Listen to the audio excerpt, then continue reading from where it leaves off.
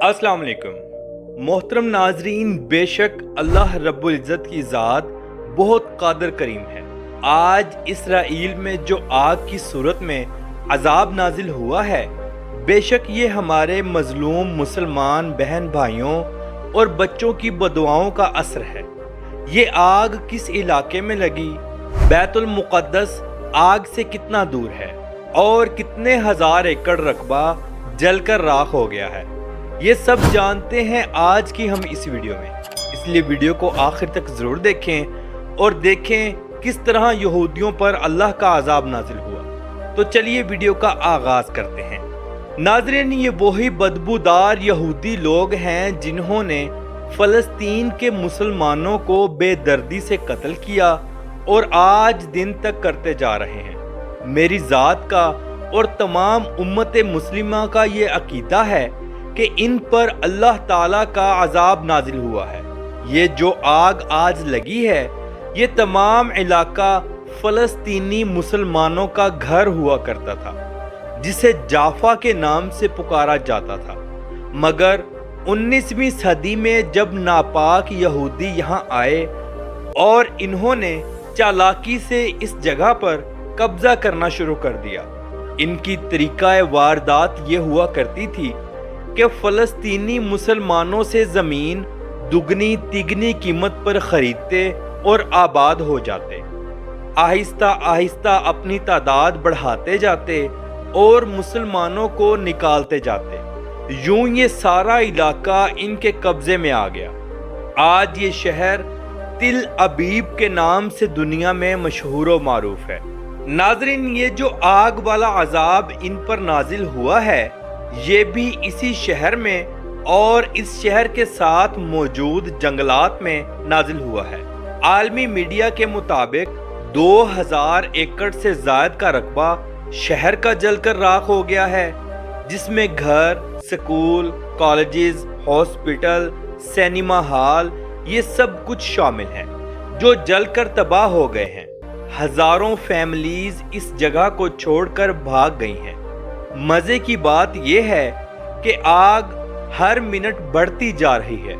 जब से ये आग लगी है, हवा की रफ्तार 70 किलोमीटर फी घंटा के हिसाब से चलने लगी है और महकमात का कहना है हवा की रफ्तार इससे डबल होने का अंदेशा है और अल्लाह करे ऐसा ही हो, आमीन। लोग रोड के ऊपर ही आग के खौफ से गाड़ियां छोड़कर भागने पर मजबूर हो गए। इस 2000 एकड़ के अलावा 3000 एकड़ से ज़ायद का रकबा जो जंगलात पर मबनी है, वो भी जलकर राख हो गया है।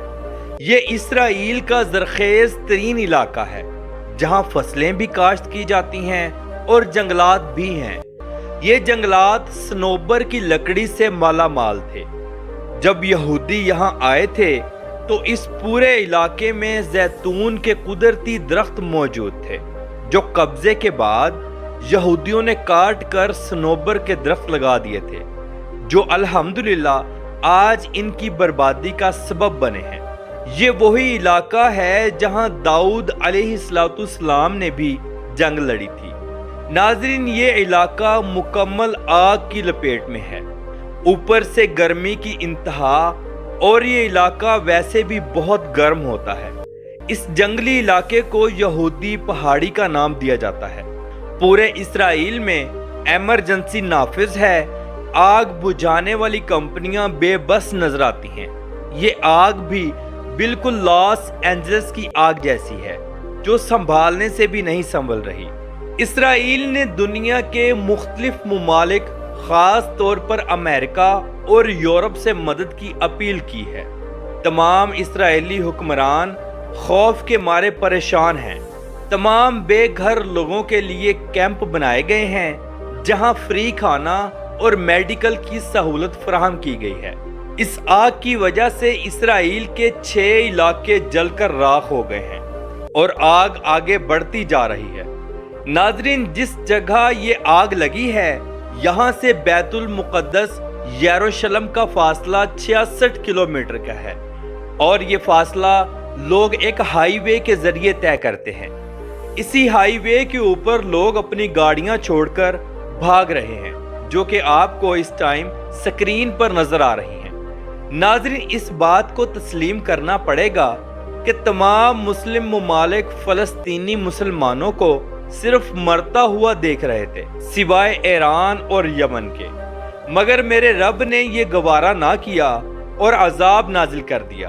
اللہ کرے یہ عذاب ایسے ہی نازل رہے، آمین۔ اگر ہم تل ابیب کو دیکھیں تو یہ اسرائیل کا ڈیولپ ترین علاقہ ہے اور انتہائی خوبصورت ہے۔ اس شہر کو بحیرہ روم کی ساحلی پٹی بھی لگتی ہے۔ اس شہر کو یہودیوں نے 1909 میں قبضہ کر کے آباد کیا تھا۔ اس شہر میں بے شمار اونچی اونچی بلڈنگز بھی موجود ہیں۔ اس شہر کا کل رقبہ 52 مربع کلومیٹر ہے اور اس شہر کی کل آبادی 4,95,600 لوگوں پر مشتمل ہے۔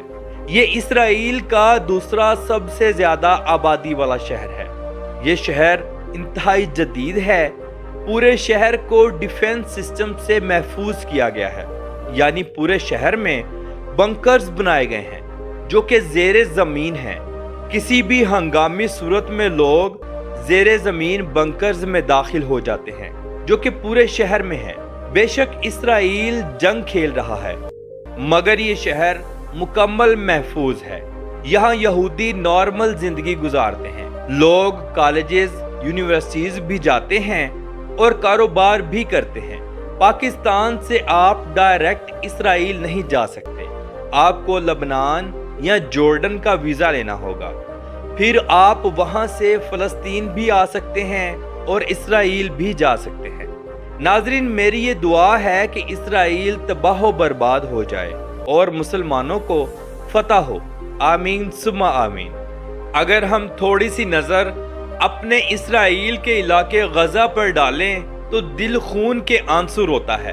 یہاں پر ہمارے مسلمان بہن بھائی کھانے کے لیے اور پینے کے لیے ترس رہے ہیں۔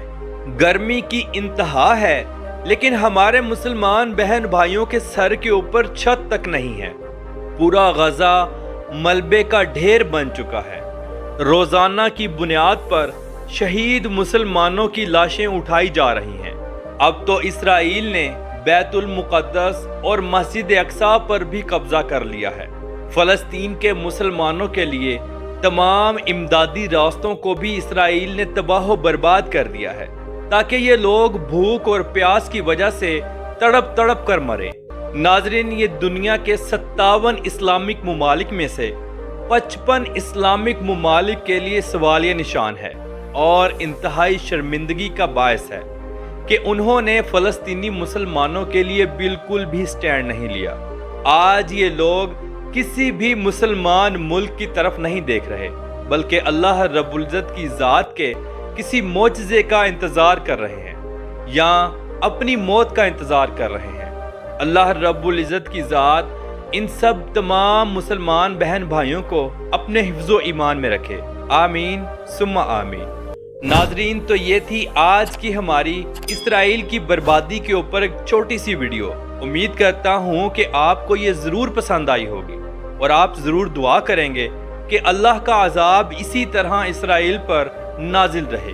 تو ملتے ہیں انشاءاللہ اگلی اور بہترین ویڈیو کے ساتھ۔ اللہ حافظ و ناصر، خدا حافظ۔